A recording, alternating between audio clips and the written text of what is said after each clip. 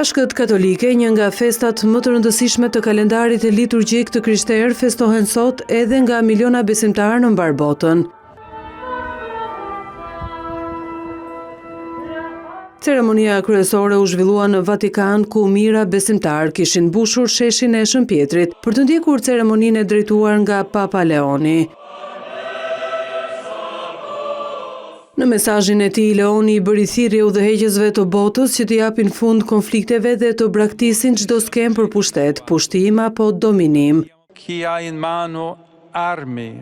Ata që kanë armë, le t'i lënë ato. Ata që kanë fuqinë për të nisur luftra, le të zgjedhin paqen.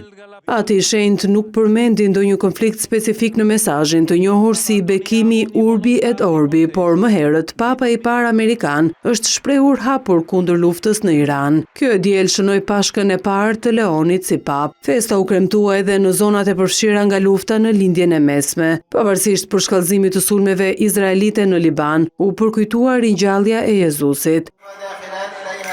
Patriarku Latin i Jeruzalemit gjithashtu drejtoi lutjet e së dielës së Pashkëve në varrin e shenjtë të Jeruzalemit mes kufizimeve në grumbullimet në grupe të mëdha dhe konfliktit që ba Izrael me Iranin. Në Europë besimtarët morën pjesë në mesha dhe procesione tradicionale, ndërsa familjet u mblodhën për të festuar së bashku të dielën e shenjtë. Edhe në vende të tjera të botës, nga Amerika deri në Azi dhe Afrikë, komunitetet katolike kremtuan Pashkët me rite dhe zakone të ndryshme.